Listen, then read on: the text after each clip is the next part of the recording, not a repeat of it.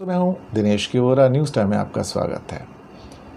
सुब्रमण्यम स्वामी फिर से चर्चा में हैं और अब उनकी मोदी को सलाह।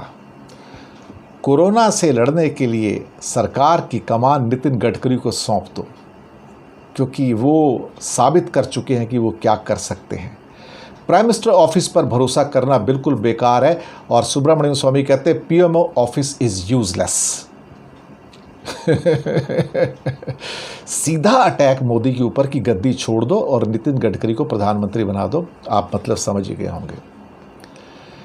दरअसल सुब्रमण्यम स्वामी बेबाक बोलने के लिए, करेजियस ढंग से, हिम्मत से बोलने के लिए फेमस हैं और उन्होंने कहा कि कोरोना से लड़ने के लिए जिस फ्रेमवर्क की ज़रूरत है वो गडकरी ही कर सकते हैं, मोदी जी आप नहीं कर सकते।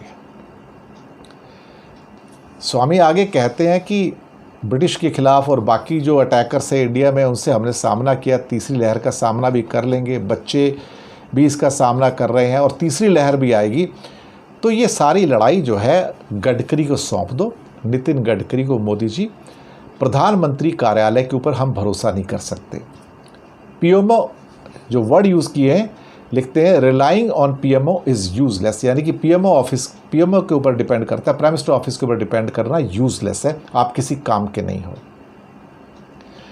ये पहला अटैक आया है बीजेपी का बीजेपी के खिलाफ, जहां पे सुब्रमण्यम स्वामी ने प्रधानमंत्री से कहा कि गद्दी छोड़ दो और Nitin Gadkari should be the prime minister. ये इनके कहने का मतलब है और इसने बीजेपी में हलचल भी मचा दी है और बीजेपी वाले सारे चुप हैं।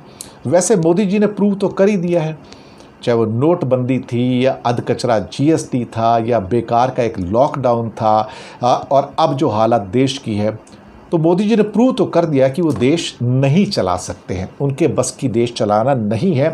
देश की प्रेस्टीज डाउन हुई, इकॉनमी डंप्स में चली गई, समाज टूट गया, राजनीतिक रूप से इंडिया बर्बाद हो गया, फ्रीडम कम हो गई, प्रेस की फ्रीडम कम हो गई, इलेक्टोरल ऑटोक्रेसी इंडिया बन गया, हर जगह तो इंडिया डाउन हो गया। तो प्रूव कर दिया मोदी जी ने कि वो देश नहीं चला सकते हैं। तो सुब्रमण्यम स्वामी ने ठीक कहा है कि आप गद्दी छोड़ दीजिए एक तरह से और नितिन गडकरी देश की कमान को संभाल लें। शुक्रिया सुब्रमण्यम स्वामी।